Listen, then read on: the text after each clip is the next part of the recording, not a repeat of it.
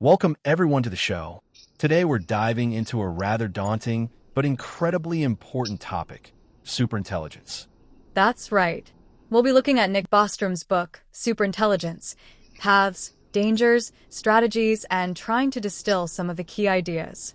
It's a dense book, but it tackles some of the biggest questions facing humanity. Okay, so superintelligence. It sounds like something straight out of science fiction, but what exactly is it? And why should we be concerned about it now?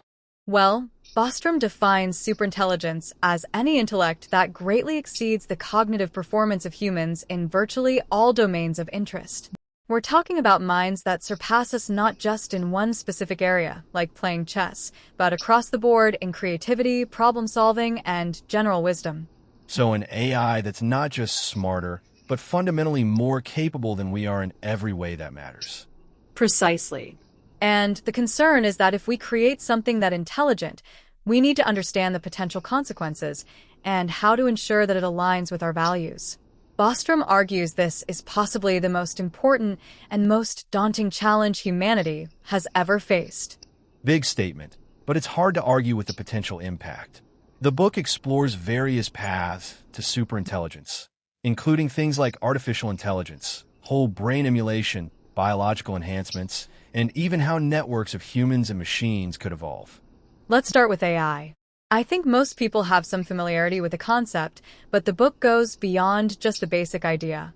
What are some of the key challenges in creating a truly superintelligent AI?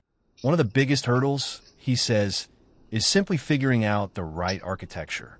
Early AI systems focused on things like logic and reasoning, but often struggled with learning, uncertainty, and common sense. Right, it's not enough to just program in a bunch of rules. A truly intelligent system needs to be able to learn and adapt, much like a child. Bostrom references Alan Turing's idea of a child machine that learns over time. Then there's the path of whole brain emulation, which is basically creating a complete digital copy of a human brain and running it on a computer. It sounds like science fiction, but some researchers believe it's a viable approach. The book highlights some of the key prerequisites for this, like incredibly precise scanning technology, automated image analysis to reconstruct the brain structure, and then, of course, the computing power to actually simulate it all. And it's not just about technology. Bostrom also talks about things like biological enhancements, selectively breeding for intelligence, or even directly manipulating our genes. Which, of course, raises all sorts of ethical questions. But the point is that there are multiple pathways to potentially creating superintelligence, each with its own challenges and potential pitfalls. So, we create this superintelligence.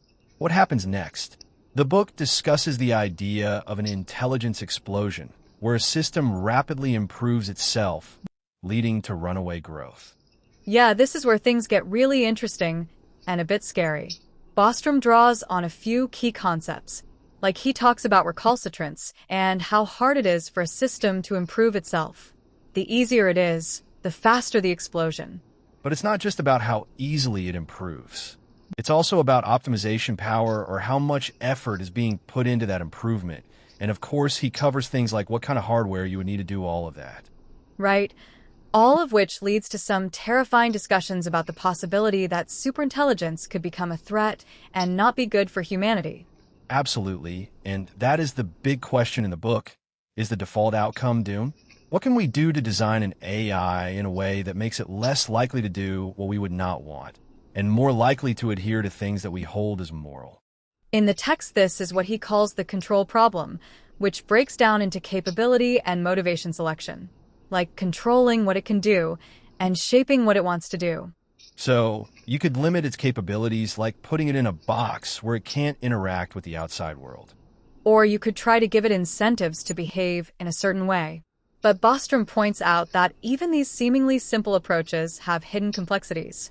That's right. It's not just about avoiding some kind of robot uprising.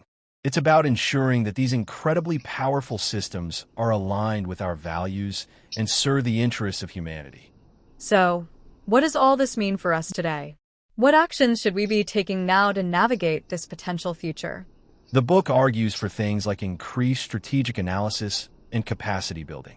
We need to better understand the potential risks and benefits of superintelligence. And we need to foster a community of researchers and policymakers who are working on these issues. We also need to consider things like differential technology development that he talks about. Basically, trying to slow down the development of dangerous technologies while accelerating beneficial ones and trying to get the orders of things right. But I think the biggest takeaway is that this is a conversation we all need to be having. Superintelligence is not just a technological problem. It's a societal one. It's about shaping the future of intelligence itself, and we will all be affected by whatever comes of it. So, whether you're a researcher, a policymaker, or just someone who's curious about the future, it's time to start thinking about these issues. Because the choices we make today could have a profound impact on the future of humanity. That's all the time we have for today. Thank you so much for tuning into the show, and we will see you next time.